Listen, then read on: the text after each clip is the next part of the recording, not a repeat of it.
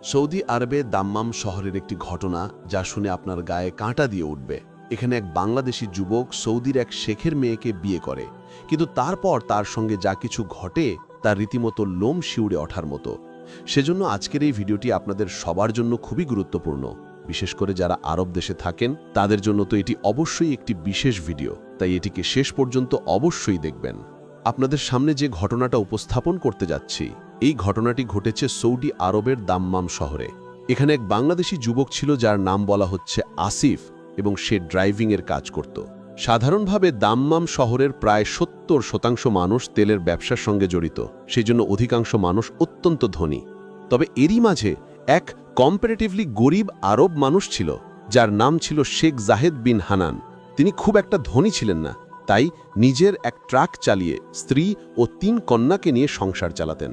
তার ৩টি মেয়ে ছিল, অত্যন্ত সুন্দরী ও ধার্মিক। একদিন শেখ জাহেদ নিজের ট্রাকে কিছু মাল নিয়ে অন্য শহরে যাচ্ছিলেন। তখন রাস্তায় তিনি এক যুবককে দেখতে পান যার গায়ে ছিল ছেঁড়া পুরানো কাপড়, এবং সে ছিল বেশ সাহায্যহীন ও অসহায়ের মতো। তার নাম ছিল আসিফ, আর যে বাংলাদেশের চট্টগ্রামের শহরের বাসিন্দা ছিল। আপনাদেরকে জানিয়ে রাখি যে আসিফ সৌদি আরবে এসেছিল ড্রাইভিংয়ের চাকরি খুঁজতে, এবং সে দাম্মাম শহর থেকে রিয়াদ শহরে যেতে চাচ্ছিল, কিন্তু ওই নির্জন এলাকায় কোনো গাড়ি বা ট্যাক্সি পাচ্ছিল না। ঠিক তখন সেই ট্রাক ড্রাইভার শেখ জায়েদ ওদিক দিয়ে যাচ্ছিলেন। গাড়ি দেখে আসিফ ইশারায় তাকে থামাতে বলেন। গাড়ি থামিয়ে শেখ জাহেদ তাকে জিজ্ঞেস করেন, হে যুবক, তোমার সমস্যা কি? তখন আসিফ বলেন যে, শেখ সাহেব, আমি রিয়াদে যেতে চাই, কিন্তু এখানে কোনো গাড়ি পাচ্ছি না। আপনি অনুগ্রহ করে যদি আমাকে কাছাকাছি কোনো বাসস্ট্যান্ডে নামিয়ে দেন। এটা শুনে শেখ জাহেদ বলেন, আমি নিজেও রিয়াদে যাচ্ছি, তুমি চিন্তা করো না, আমি তোমাকে নিরাপদে রিয়াদ পৌঁছে দেব। এটা শুনে আসিফ বেশি খুশি হয়ে যায়, এবং আনন্দের সঙ্গে আলাপচারিতায় শেখ জাহেদ তাকে জিজ্ঞেস করেন, বেটা, তুমি কি কাজ করো আর রিয়াদে কেন যাচ্ছ? সেই সঙ্গে তিনি এটিও জিজ্ঞেস করে নেন যে তুমি কোন দেশের। তখন আসিফ বলে যে আমি বাংলাদেশের, আর আগে ট্রাক চালাতাম, কিন্তু এখন বেকার, তাই ড্রাইভিংয়ের চাকরির খোঁজে ঘুরছি। তখন শেখ তাকে বলেন, তুমি যদি আমার এখানে কাজ করো, ট্রাক চালাও এবং সৎভাবে পণ্য পৌঁছিয়ে দাও, তাহলে আমি তোমাকে নিয়োগ দিতে পারি। এটা শুনে আসিফ খুব খুশি হয়ে যায় এবং বলে যে অবশ্যই শেখ সাহেব, আমি সততের সঙ্গে আমার দায়িত্ব পালন করব। এরপর থেকে আসিফ শেখ জাহেদের অধীনে চাকরি শুরু করে দেয়।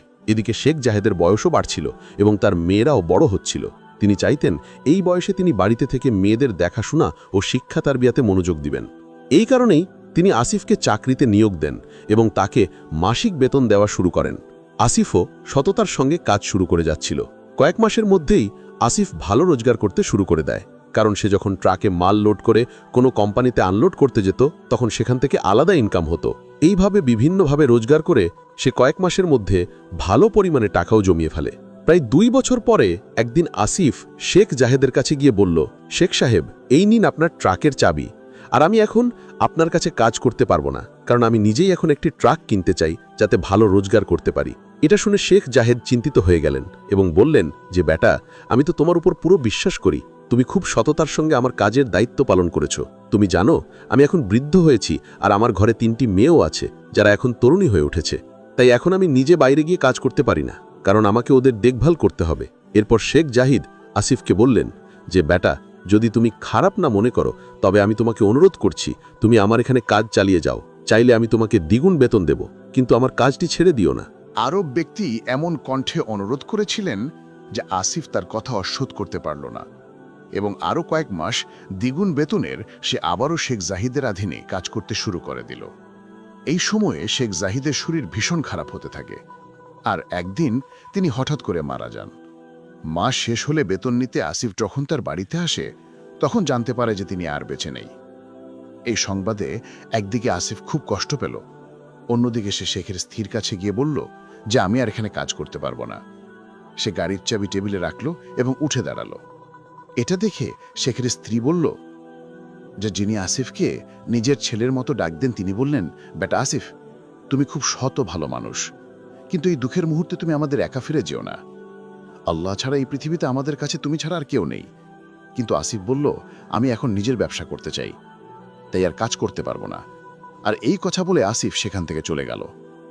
আপনাদেরকে জানিয়ে রেখি যে সেই দিন ছিল শুক্রবার, জুমার দিন। আসিফ শেখ জাহিদের বাড়ি থেকে ফিরে জুমার নামাজ পড়তে মসজিদে গেল।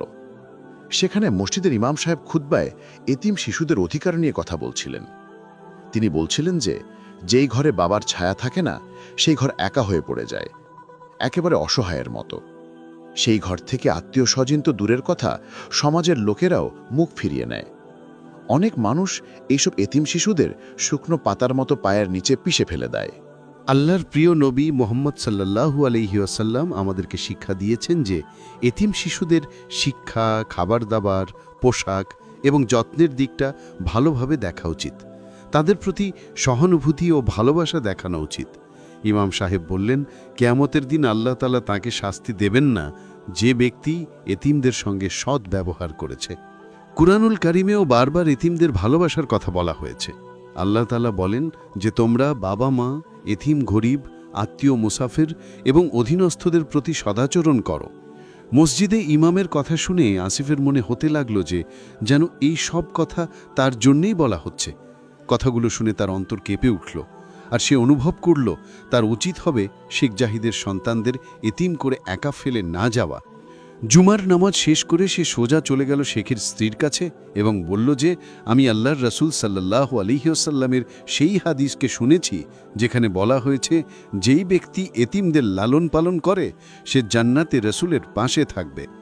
তাই এখন আমি আপনার ছেলের মতো আপনার বাড়িতে থাকব এবং সকল দায়িত্ব পালন করব।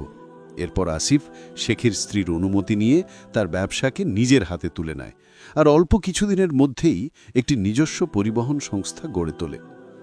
এর কিছুদিনের মধ্যে শেখ জাহিদের স্ত্রী তার বড় মেয়ের ওই বাংলাদেশের যুবক আসিফের সঙ্গে বিয়ে দিয়ে দেন।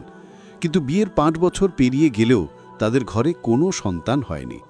এক রাত্রিতে শেখের স্ত্রী স্বপ্নে দেখেন কেউ বলছে, তুমি তোমার মেয়ে ও জামাইকে বলো যেন তারা কাবা ঘরে গিয়ে মাকামে ইব্রাহিমের সামনে সেজদা করে আল্লাহর কাছে দোয়া করে ইনশাল্লাহ আল্লাহ তাদের সন্তান দান করবেন। সকাল হতেই তিনি সেই স্বপ্ন মেয়েকে শোনান। এরপর মেয়ে ও জামাই সেই স্বপ্ন অনুযায়ী আমল করতে শুরু করে, আর এর কয়েকদিনের মধ্যেই তারা সুসংবাদ পায় তাদের ঘরে একটি পুত্র সন্তান জন্ম নেয়, যাকে তারা পরে হাফিজে কোরআনও বানায়। এখন আসিফ প্রায় বলে থাকেন যে আমার এই সন্তান কাবা ঘরে করা দোয়ার ফসল, যা আল্লাহর এক বড় মোজেজা ছাড়া আর কিছুই নয়। আমরা আশা রাখছি আজকের এই খুব সুন্দর ঘটনাটি আপনাদের অবশ্যই ভালো লেগেছে। আপনারা সবসময় চেষ্টা করবেন এতিম ও বিধবাদের সাহায্য করার। তো আজকের জন্য শুধুমাত্র এই পর্যন্তই।